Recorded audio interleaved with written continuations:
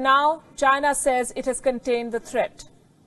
So it's closing down borders and opening up businesses. Fewer cases are being reported. Factories are up and running again. Businesses will take time to revive, but they have made a start. Companies are being encouraged to make coronavirus supplies. They're making equipment other countries might need to fight the outbreak. Gloves, masks, personal protection equipment, even ventilators.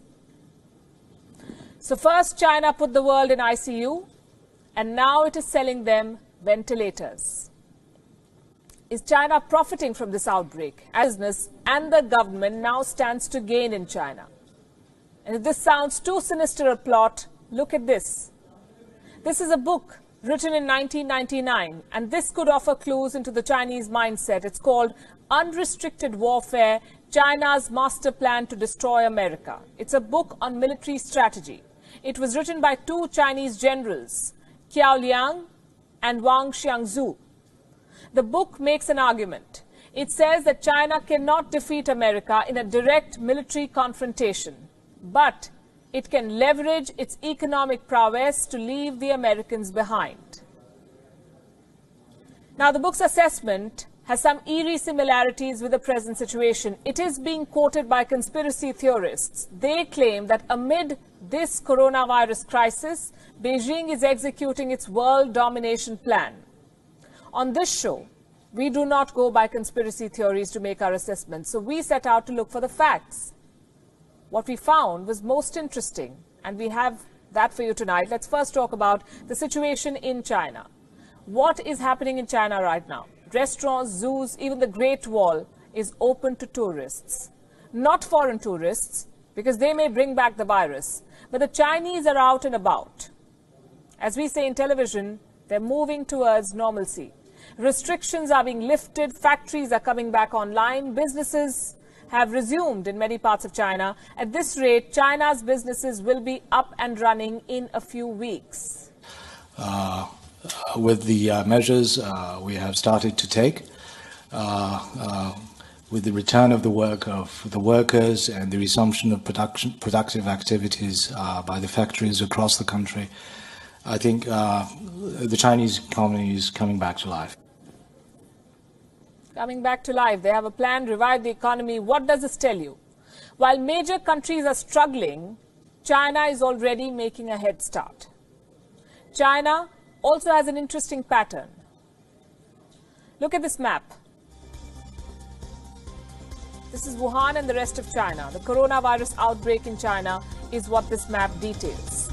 Now, some of the biggest cities in China were largely insulated from the outbreak.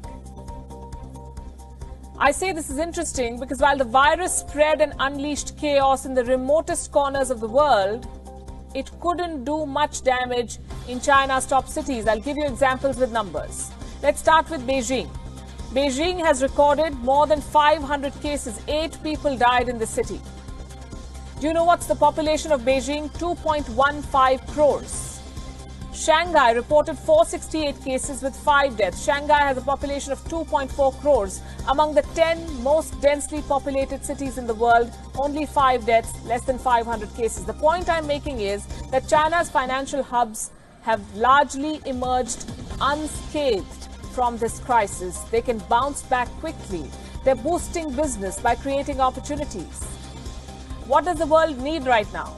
Personal protection equipment, masks, they're in short supply. Guess who's filling the gap? Chinese companies already at work to supply to the world. According to a report, almost 9,000 new manufacturers started producing masks in China this year. They began business in the first 2 months of 2020. China's daily mask production has crossed 116 million now. Many companies have overseas orders. They're selling outside China. One of the biggest companies is Dawn Polymer. This is a Chinese company. It supplies the fabrics used to make masks. Dawn Polymer has a 40% market share in China. And the value of its shares, the company's shares, has shot up by, listen to this, 417% since January. 417% in 3 months. The holdings of the company's founders now stand at a whopping $1.9 billion. The coronavirus crisis has only meant good news for their business. Here's another example of China creating opportunities from the crisis. Buying out distressed assets. Case in point, Australia. The Scott Morrison government is worried about Chinese companies taking over Australian businesses. Reports say Australia's Foreign Investment Review Board is now gearing up. Why? Because they fear takeover attempts from China. Distressed Australian businesses and assets are on China's radar. It's not just Chinese companies that stand to gain. Foreign companies based in China are also back in action. BMW's factories resumed operations in February itself, last month. Fiat Chrysler has also restarted production. Foxconn has resumed work in its mainland China factories. Foxconn manufactures for leading tech giants like Apple and HP. Tesla's factory in China is back online too, reportedly with help from local authorities. Members of the Chinese government allegedly helped Tesla secure key supplies.